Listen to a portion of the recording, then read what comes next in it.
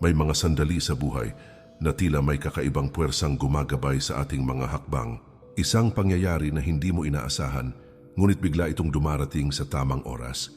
Isang desisyon na muntik mo nang gawin, ngunit may kung anong pumigil sa iyo. Isang pagkakataon na akala mo ay malas, ngunit kalaunan ay naging malaking pagpapala. Paano kung ang lahat ng ito ay hindi lang basta nagkataon kundi malinaw na senyales na ang Diyos ay kumikilos sa iyong buhay? Maraming tao ang nagtatanong kung tunay bang naririnig ng Diyos ang kanilang mga panalangin. May ilan na nagsasabing tila tahimik ang langit kapag sila ay dumaraan sa matitinding pagsubok. Ngunit ang totoo ay madalas na kumikilos ang Diyos sa paraang hindi agad napapansin ng ating mga mata. Minsan ito ay sa pamamagitan ng mga tao na ipinapadala niya upang tulungan tayo. At minsan naman ay sa mga pangyayari na unti-unting nagbubukas ng tamang landas para sa ating buhay. Sinasabi sa banal na kasulatan sa Proverbs 3 verse 5 and 6, "Trust in the Lord with all thine heart, and lean not unto thine own understanding. In all thy ways acknowledge him, and he shall direct thy paths." Ang kahulugan nito ay kapag inilagak natin ang ating buong tiwala sa Diyos at kinilala natin siya sa bawat bahagi ng ating buhay, ay siya mismo ang gagabay sa ating mga hakbang. Ipinapaalala nito na hindi tayo naglalakad nang nag-iisa dahil ang Diyos ay patuloy na kumikilos upang ituwid ang ating landas. Bago tayo magsimula, mga mahal kong manunood, iniimbitahan ko po kayo na mag-subscribe sa ating channel para lagi po kayong updated sa mga bagong videos na aking gagawin. Paki-like na din ito at share sa iyong mga kaibigan at baguhin natin ang ating buhay sa pamamagitan ng mga salita ng Diyos. Ang simpleng pagsuporta ninyo ay malaking tulong upang mas marami pang tao ang makarinig ng mga mensahe ng pananampalataya. Sa pamamagitan ng bawat mensaheng ating pinapakinggan, ay mas napapalalim ang ating relasyon sa Diyos. Nawa ay magsilbing paalala ang bawat salita na ang Diyos ay patuloy na gumagabay sa mga nagtitiwala sa Kanya. Maraming salamat sa inyong patuloy na pakikinig at suporta. May mga pagkakataon sa buhay na tila may kamay na tahimik na umaakay sa atin palayo sa kapahamakan. May mga araw na kahit napakaraming problema, ay may kapayapaan pa rin sa loob ng puso. May mga sitwasyon na akala mo ay wakas na ng lahat, ngunit nagiging simula pala ng mas malaking biyaya. Ang mga ganitong pangyayari ay maaring mga senyales na ang Diyos ay hindi kailanman lumalayo sa iyong buhay. Kapag mas pinansin mo ang mga palatandaang ito, ay mas lalo mong mararamdaman ang Kanyang presensya sa bawat hakbang ng iyong paglalakbay. Unang senyales, ang iyong puso ay madalas na pinupuno ng hindi maipaliwanag na kapayapaan. May mga pagkakataon sa buhay na napakaraming problema ang dumarating ng sabay-sabay. May mga sitwasyon na tila wala ng malinaw na solusyon sa ating harapan. May mga sandali na parang mabigat ang lahat ng ating pinapasan sa buhay. Ngunit sa kabila ng lahat ng iyon, ay may kakaibang kapayapaan na nananatili sa loob ng ating puso. Ang kapayapaang ito ay maaaring isang sinyalis na ang Diyos ay patuloy na gumagabay at nagbabantay sa iyong buhay. Ang kapayapaan na nagmumula sa Diyos ay hindi katulad ng kapayapaan na ibinibigay ng mundo. Ito ay hindi nakabase sa pera, tagumpay o magandang sitwasyon. Ito ay isang malalim na pakiramdam na nagsasabi sa iyong puso na magiging maayos din ang lahat. Kahit hindi mo pa nakikita ang solusyon, ay may tiwala kang may Diyos na kumikilos para sa iyo. Ito ang uri ng kapayapaan na nagbibigay ng lakas upang magpatuloy kahit mahirap ang pinagdadaanan. Sinasabi sa banal na kasulatan sa Philippians 4 verse 7, "And the peace of God which passeth all understanding shall keep your hearts and minds through Christ Jesus." Ang kahulugan nito ay ang kapayapaan na nagmumula sa Diyos ay higit pa sa kayang unawain ng ating isip. Ito ay kapayapaan na nagbabantay sa ating puso at isipan sa pamamagitan ni Kristo. Kapag nararanasan mo ang ganitong kapayapaan, kahit sa gitna ng problema ito, ay malinaw na patunay na ang Diyos ay kumikilos sa iyong buhay. Maraming tao ang nagugulat kapag nakakaramdam sila ng kapayapaan sa gitna ng matinding pagsubok. Iniisip nila kung bakit hindi sila tuluyang natatakot o nawawalan ng pag-asa. Ang totoo ay maaring ang Diyos ang nagbibigay ng lakas sa iyong puso. Pinapaalala niya na hindi ka niya iiwan kahit gaano kahirap ang iyong sitwasyon. Ang kapayapaang ito ay isang paalala na may Diyos na patuloy na nagbabantay sa bawat hakbang mo. Kapag napapansin mong kahit maraming pagsubok ay may katahimikan pa rin sa iyong kalooban, huwag mo itong baliwalain. Ito ay maaaring isa sa mga paraan ng Diyos upang iparamdam na siya ay malapit sa iyo. Ang kapayapaan na ito ay parang yakap ng Diyos sa oras ng iyong pangangailangan. Ito ang kanyang paraan upang ipaalala na may pag-asa at may magandang plano para sa iyong buhay. Habang patuloy kang nagtitiwala sa Kanya, ay mas lalo mong mararanasan ang kapayapaan na nagmumula lamang sa Diyos. Ikalawang senyales, may mga pangyayaring dumarating na parang sagot sa iyong mga panalangin. May mga sandali na matagal mong ipinagdarasal ang isang bagay ngunit tila walang nangyayari. Patuloy kang humihingi ng gabay at tulong kahit hindi mo pa nakikita ang sagot. Pagkatapos ng ilang panahon, ay may pangyayaring dumarating na eksaktong tumutugon sa iyong pangangailangan. Maaring ito ay isang bagong pagkakataon, isang taong tumulong sa iyo, o isang solusyon na hindi mo inaasahan. Sa mga ganitong karanasan, mararamdaman mong parang may Diyos na nakikinig sa bawat panalangin mo. Ang panalangin ay hindi lamang simpleng pagsasalita sa langit. Ito ay isang paraan ng pakikipag-usap sa Diyos na nakakakita ng lahat ng ating pinagdadaanan. Kapag taimtim ang iyong panalangin, naririnig ito ng Diyos kahit gaano ito katahimik. Minsan ang sagot ay hindi agad dumarating dahil may tamang panahon ang lahat. Ngunit kapag dumating ang sagot niya, madalas ay higit pa ito sa inaasahan ng ating puso. Sinasabi sa banal na kasulatan sa Jeremiah 29 verse 12, "Then shall ye call upon me, and ye shall go and pray unto me, and I will hearken unto you." Ang kahulugan nito ay kapag tumawag tayo sa Diyos at lumapit sa Kanya sa panalangin, ay pakikinggan niya tayo. Ipinapakita ng talatang ito na ang Diyos ay hindi kailanman bingi sa tinig ng Kanyang mga anak. Ang bawat panalangin ay umaabot sa Kanyang presensya. May mga tao na minsan nang nawalan ng pag-asa dahil pakiramdam nila ay hindi sinasagot ang kanilang mga panalangin. Ngunit kalaunan ay napansin nila na ang mga pangyayari sa kanilang buhay ay unti-unting nagiging sagot sa kanilang mga hiniling. Ang tulong ay dumarating sa hindi inaasahang paraan. Ang mga pintuan ay nagbubukas sa sandaling halos sumuko na sila. Sa mga sandaling iyon, mas malinaw nilang nakikita ang pagkilos ng Diyos sa kanilang buhay. Kapag may mga pangyayari na biglang nagiging sagot sa iyong matagal na panalangin, pagnilayan mo ito ng mabuti. Maaring iyon ang paraan ng Diyos upang ipakita na Siya ay nakikinig sa iyo. Ang bawat sagot sa panalangin ay isang paalala na hindi Kanya pinababayaan. Ito rin ay patunay na ang iyong pananampalataya ay may kabuluhan sa Kanyang harapan. Sa bawat pagkakataon na nararanasan mo ito, ay lalo mong makikita ang paggabay ng Diyos sa iyong buhay.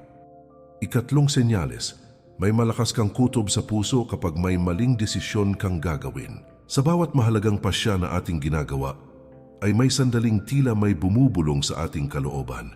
Ang pakiramdam na ito ay hindi basta emosyon lamang kundi isang paalala na mag-isip ng mabuti. Kapag ang isang hakbang ay maaring magdala ng kapahamakan, kadalasan ay may babala na nararamdaman sa loob ng puso.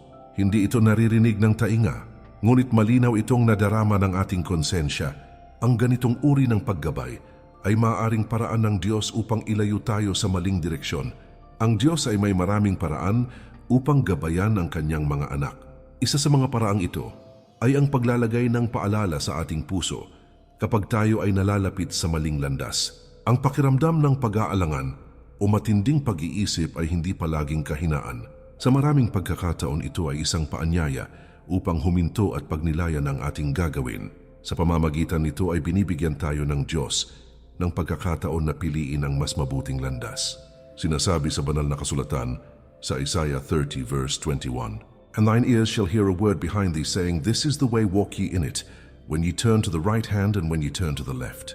Ang talatang ito ay nagpapakita na ang Diyos ay patuloy na nagbibigay ng direksyon sa Kanyang mga anak. Ipinapaalala nito na may paggabay na dumarating kapag tayo ay nalilito sa ating tatahakin.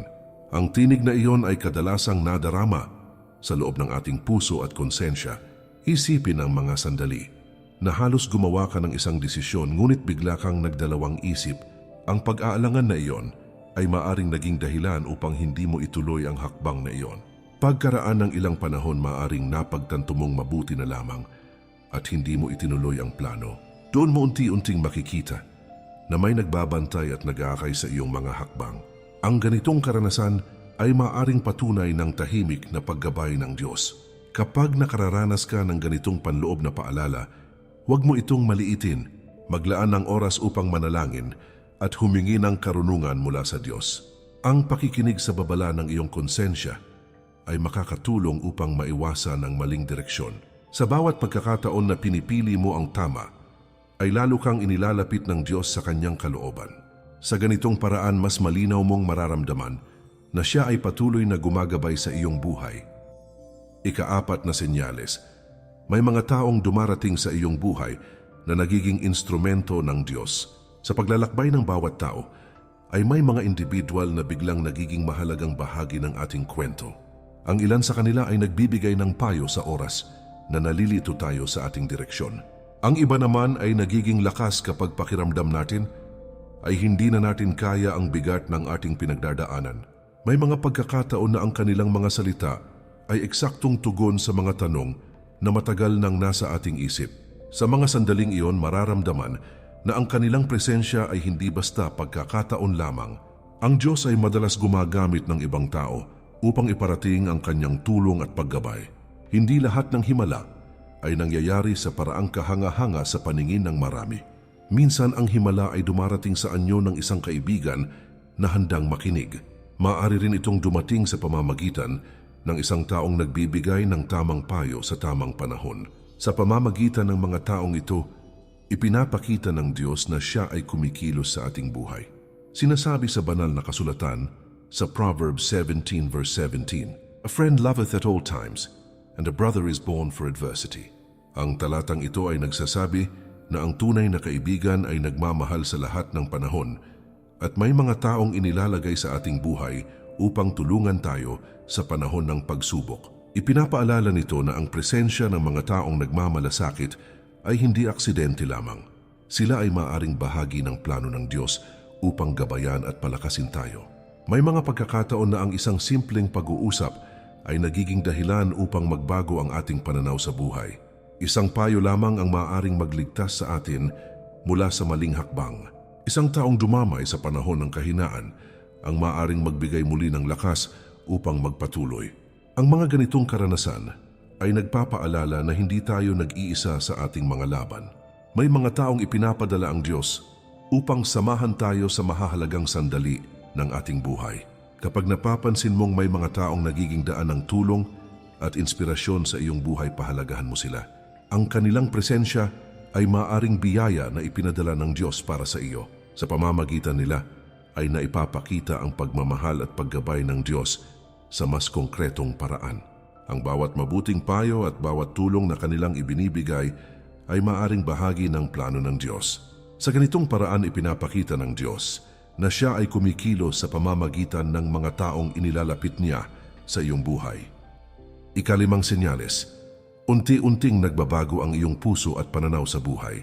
Dumarating ang sandali na napapansin mong hindi ka nakatulad ng dati mong pagkatao. Ang mga bagay na dati mong pinahahalagahan ay tila nagiging hindi na ganoon kahalaga sa iyong puso. Mas nagiging malinaw sa iyo ang halaga ng kabutihan, pagpapatawad, at pagmamahal sa kapwa. Ang mga dating gawi na hindi nakabubuti ay unti-unti mong iniiwasan. Ang pagbabagong ito ay maaaring palatandaan na ang Diyos ay kumikilos sa loob ng iyong puso. Ang tunay na pagbabago ay hindi lamang nakikita sa panlabas na kilos ng tao. Ito ay nagsisimula sa loob ng kanyang kalooban at pananaw sa buhay. Kapag ang puso ng tao ay hinahawakan ng Diyos, nagkakaroon siya ng bagong pag-iisip at bagong direksyon. Mas nagiging mahalaga ang paggawa ng tama kaysa sa pansariling kagustuhan. Ang ganitong uri ng pagbabago ay hindi madaling mangyari kung walang paggabay mula sa Diyos. Sinasabi sa banal na kasulatan sa Ezekiel 36 verse 26, "A new heart also will I give you, and a new spirit will I put within you, and I will take away the stony heart out of your flesh, and I will give you an heart of flesh." Ang talatang ito ay nagpapahayag na kayang baguhin ng Diyos ang puso ng tao at bigyan siya ng bagong espiritu. Ipinapakita nito na ang tunay na pagbabago ay nagmumula sa kapangyarihan ng Diyos. Kapag napapansin mong mas nagiging maunawain ka sa kapwa at mas nagiging mapagpatawad sa mga nagkakamali, maaring ito ay bunga ng paggabay ng Diyos. Ang galit na dati ay madaling lumabas ay napapalitan ng pag-unawa at pasensya. Ang mga desisyon na ginagawa mo ay mas nakatuon na sa kung ano ang tama kaysa sa kung ano ang madali. Ito ay palatandaan na ang iyong puso ay unti-unting hinuhubog ng Diyos. Sa ganitong proseso, mas nagiging malinaw ang direksyon na nais niyang tahakin mo. Kapag nararamdaman mo ang ganitong pagbabago sa iyong kalooban, magpasalamat ka sa Diyos. Ang bawat pag-unlad ng iyong puso ay patunay na siya ay kumikilos sa iyong buhay. Ang pagbabagong ito ay hindi lamang para sa iyong sarili kundi para rin sa mga taong nasa paligid mo.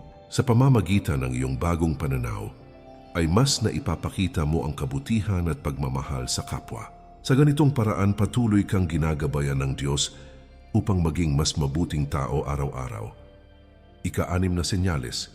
Nakakaranas ka ng malalalim na pagsubok na kalaunan ay nagiging malalaking aral. Hindi madaling maunawaan kung bakit may mga panahon na tila sunod-sunod ang mga pagsubok sa buhay. May mga araw na parang lahat ng plano ay hindi natutupad at ang mga pangarap ay tila lumalayo. Sa gitna ng ganitong karanasan, maaaring maramdaman ng tao ang pagod at panghihina ng loob. Ngunit sa paglipas ng panahon, napapansin na ang bawat pagsubok ay may naiiwang mahalagang aral. Ang mga karanasang ito ay maaaring paraan ng Diyos upang hubugin ang iyong pananampalataya at pagkatao. Ang mga pagsubok ay hindi palaging tanda na pinabayaan tayo ng Diyos. Sa maraming pagkakataon, ito ay bahagi ng proseso ng paghubog sa ating buhay. Tulad ng isang panday na humuhubog ng bakal sa pamamagitan ng apoy, ang Diyos ay gumagamit din ng mga hamon upang patatagin ang ating puso. Sa gitna ng paghihirap ay natututo tayong magtiwala at umasa sa Kanya. Ang mga aral na natutunan sa mga panahong ito ay nagiging gabay sa mga susunod pang hakbang ng ating buhay. Sinasabi sa banal na kasulatan sa James 1 verse 2 and 3, "My brethren, count it all joy when ye fall into divers temptations, knowing this, that the trying of your faith worketh patience." Ang kahulugan nito ay ang mga pagsubok sa buhay ay may layunin na patibayin ang ating pananampalataya at pagtitiis. Ipinapaalala ng talatang ito na ang bawat hamon ay maaaring magbunga ng paglago sa ating espiritu. Kapag lumingon ang isang tao sa kanyang nakaraan, madalas niyang napapansin na ang pinakamalalaking aral ay nanggaling sa pinakamahirap na karanasan. Ang sakit na minsang naranasan ay nagiging dahilan upang mas maging matatag ang kanyang puso. Ang mga pagkabigo ay nagiging daan upang matutunan ang mas mabuting landas. Sa ganitong paraan, ang mga pagsubok ay hindi lamang nagdudulot ng paghihirap, kundi nagiging hakbang tungo sa paglago. Ito ay patunay na may layunin ang Diyos kahit sa mga sandaling tila mahirap unawain. Kapag ikaw ay dumaraan sa mga pagsubok, subukan mong tingnan ito bilang bahagi ng plano ng Diyos para sa iyong buhay. Ang bawat hamon ay maaaring nagtuturo ng aral na magagamit mo sa hinaharap. Sa pagharap sa mga paghihirap, natututo ang puso na mas kumapit sa Diyos. Habang lumalalim ang iyong pananampalataya, mas nagiging malinaw ang Kanyang paggabay. Sa ganitong paraan, ang mga pagsubok ay nagiging tulay upang maramdaman ang patuloy na presensya ng Diyos sa iyong buhay. Ika-7 senyales. Patuloy kang inaakay ng Diyos palayo sa mga bagay na nakakasama sa iyong buhay. Habang lumilipas ang panahon, mapapansin mong unti-unti kang inilalayo sa mga gawi na hindi nakabubuti sa iyo. Ang mga dating lugar na madalas mong puntahan ay tila hindi na nagbibigay ng kapayapaan sa iyong puso. Ang mga gawain na dati mong kinagigiliwan ay nagiging dahilan na ngayon ng pag-iisip at pag-aalangan. May bagong pagnanais sa loob mo na piliin ang mga bagay na mas tama at mas makabuluhan. Ang pagbabagong ito ay maaaring tanda na ang Diyos ay kumikilos upang akayin ka sa mas mabuting landas. Ang paggabay ng Diyos ay hindi lamang tungkol sa pagbibigay ng biyaya o tagumpay. Kasama rin dito ang paglayo sa mga bagay na maaaring makasira sa ating buhay at pananampalataya. Minsan, ang mga bagay na inaalis sa ating landas ay mga bagay na akala natin ay mahalaga. Ngunit sa kalaunan, makikita natin na ang paglayong iyon ay naging proteksyon pala sa ating puso at kinabukasan.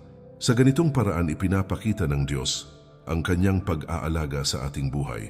Sinasabi sa banal na kasulatan sa 1 Corinthians 10 verse 13, "There hath no temptation taken you, but such as is common to man, but God is faithful, who will not suffer you to be tempted above that ye are able, but will with the temptation also make a way to escape, that ye may be able to bear it. Ang kahulugan nito ay ang Diyos ay tapat at nagbibigay ng paraan upang makaiwas tayo sa tukso. Ipinapaalala ng talatang ito na may tulong na dumarating mula sa Diyos upang mapili natin ang tama. Ang paglayo sa maling gawain ay hindi laging madali, lalo na kung matagal na itong bahagi ng ating buhay. May mga sandali na kailangang iwan ang mga nakasanayang bagay upang makapagsimula ng bagong direksyon. Sa proseso ng pagbabago, maaaring makaramdam ng lungkot upang hihinayang ang isang tao. Ngunit habang nagpapatuloy sa tamang landas, unti-unti ring nararamdaman ang mas malalim na kapayapaan. Ito ay palatandaan na ang Diyos ay patuloy na gumagabay sa bawat hakbang. Kapag napapansin mong may mga bagay na kusang nawawala sa iyong buhay, pag nilayan mo ang kahulugan nito, maaaring ang Diyos ang naglilinis ng iyong landas upang ihanda ka sa mas mabuting kinabukasan. Ang bawat hakbang palayo sa mali ay hakbang papalapit sa kanyang kalooban.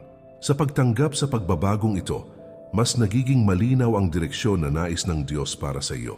Sa ganitong paraan, patuloy mong mararanasan ang paggabay ng Diyos sa iyong araw-araw na pamumuhay. Ikawalong senyales, may mga pintuan na kusang nagbubukas sa iyong buhay. Dumadating ang sandali na may pagkakataon na biglang lumilitaw kahit hindi mo ito planado. Ang mga oportunidad na ito ay dumarating sa panahong tila handa na ang iyong puso at isip. Ang mga bagay na dati ay mahirap maabot ay biglang nagiging posible. Parang may kamay na tahimik na nag-aayos ng mga pangyayari upang magtagpo ang tamang oras at tamang pagkakataon. Ang ganitong karanasan ay maaring isang malinaw na palatandaan na ang Diyos ay gumagabay sa iyong landas. Ang pagbubukas ng mga bagong pagkakataon ay hindi palaging bunga lamang ng sariling pagsisikap ng tao. May mga pagkakataon na kahit gaano ka magsikap, ay hindi agad dumarating ang inaasahang resulta. Ngunit kapag dumating ang tamang panahon ng mga pintuan, ay kusa ring nagbubukas. Ito ay tila paalala na may mas mataas na plano na gumagalaw sa likod ng ating mga pangyayari. Sa ganitong paraan, ipinapakita ng Diyos ang direksyon na nais niyang tahakin mo. Sinasabi sa banal na kasulatan sa Revelation 3 verse 8, I know thy works, behold, I have set before thee an open door, and no man can shut it.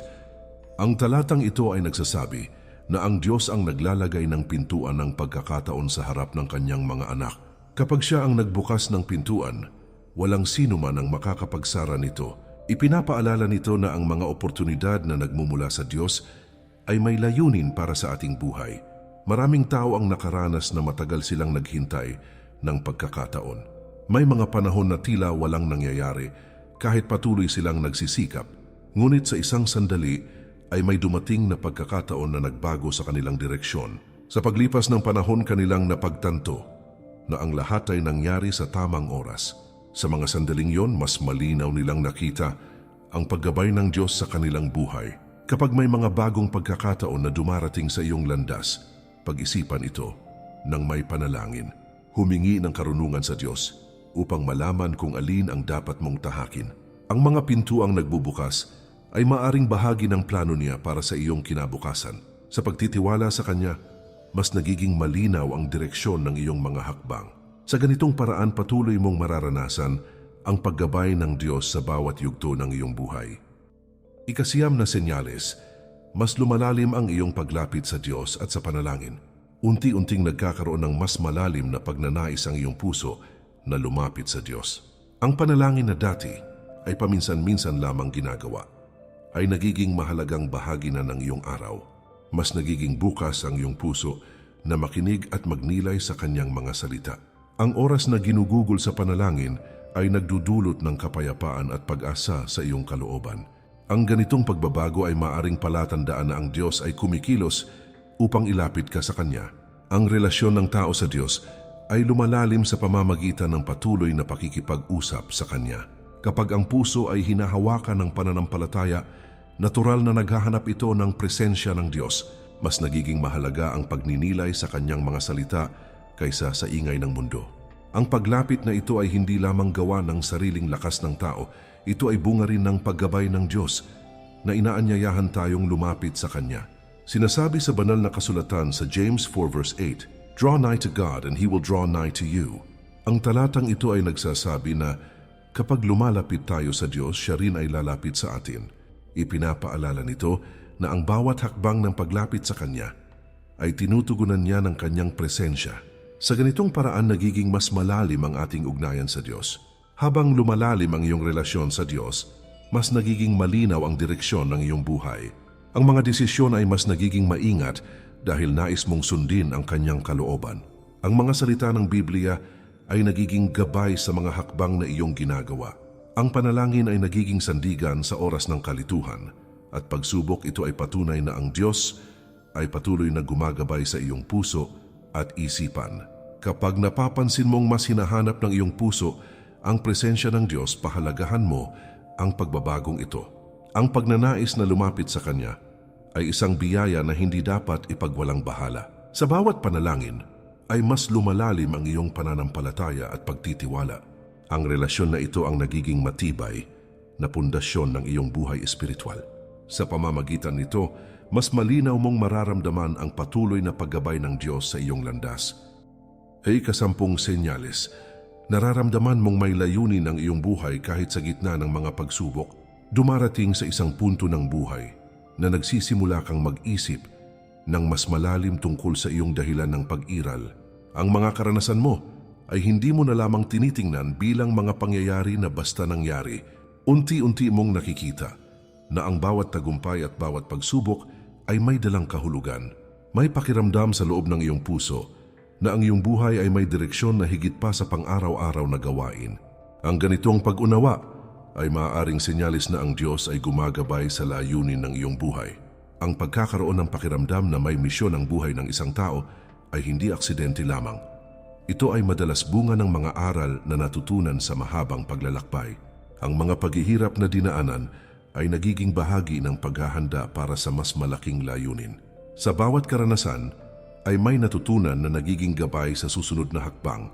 Sa ganitong paraan, unti-unting nabubuo ang direksyon na inilaan ng Diyos para sa isang tao. Sinasabi sa banal na kasulatan sa Jeremiah 29 verse 11, "For I know the thoughts that I think toward you, saith the Lord, thoughts of peace, and not of evil, to give you an expected end." Ang talatang ito ay nagsasabi na ang Diyos ay may magandang plano para sa Kanyang mga anak. Ipinapaalala nito na ang hinaharap na inihahanda ng Diyos ay puno ng pag-asa at kapayapaan. Ang bawat pangyayari sa ating buhay ay maaaring bahagi ng planong iyon.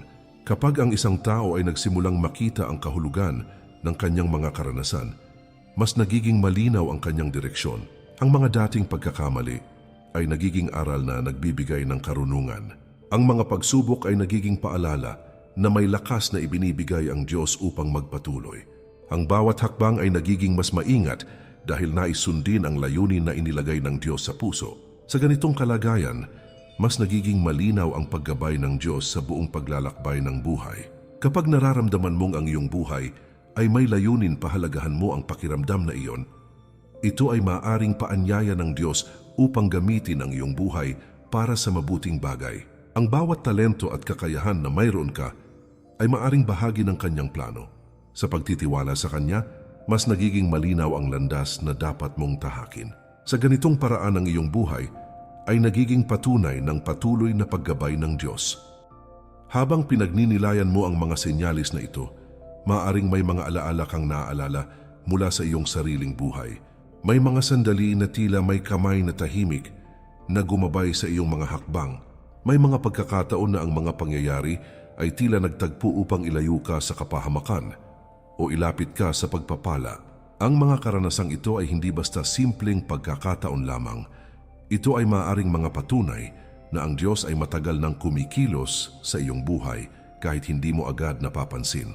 Ang presensya ng Diyos ay hindi palaging dumarating sa paraang malakas o kapansin-pansin. Kadalasan ito ay nararamdaman sa katahimikan ng ating puso. Sa mga sandaling tayo ay nalilito, siya ay nagbibigay ng direksyon. Sa mga panahon ng kahinaan, siya ay nagbibigay ng lakas upang magpatuloy. Ang Kanyang paggabay ay patuloy na gumagalaw sa bawat hakbang ng ating paglalakbay sa buhay. Sinasabi sa banal na kasulatan, sa Psalm 32 verse 8, "I will instruct thee and teach thee in the way which thou shalt go. I will guide thee with mine eye." Ang kahulugan nito ay ipinapangako ng Diyos na tuturuan at gagabayan niya ang kanyang mga anak sa landas na kanilang tatahakin. Ipinapaalala ng talatang ito na ang Diyos ay hindi lamang nakatingin mula sa malayo, kundi aktibong gumagabay sa ating buhay. Kapag ang puso ay nagtitiwala sa Kanya ang ating mga hakbang, ay unti-unting itinutuwid ng Kanyang karunungan. Kung minsan ang mga sagot na hinahanap natin ay matagal nang nasa harapan natin, kailangan lamang nating buksan ang ating puso upang makita ang pagkilos ng Diyos sa ating paligid. Ang bawat biyaya, bawat aral, at bawat proteksyon na ating natatanggap ay maaring bahagi ng Kanyang plano para sa atin. Kapag mas natututo tayong magtiwala sa Kanya, mas nagiging malinaw ang direksyon ng ating buhay. Sa ganitong paraan, mas nararamdaman natin na hindi tayo kailanman nag-iisa sa ating paglalakbay. Mga mahal kong manonood, muli ko po kayong iniimbitahan na mag-subscribe sa ating channel. Para lagi po kayong updated sa mga bagong videos na aking gagawin, paki-like na din ito at share sa iyong mga kaibigan at baguhin natin ang ating buhay sa pamamagitan ng mga salita ng Diyos. Ang inyong suporta ay malaking tulong upang mas marami pang tao ang makarinig ng mga mensahe ng pananampalataya at pag-asa. Sa bawat pagbabahagi ninyo ng mga aral na ito, ay maaring may isang puso na muling maniwala at lumapit sa Diyos. Nawa ay patuloy nating hanapin ang Kanyang presensya sa bawat araw ng ating buhay. At nawa ang ating mga hakbang ay laging gabayan ng Kanyang liwanag at pag-ibig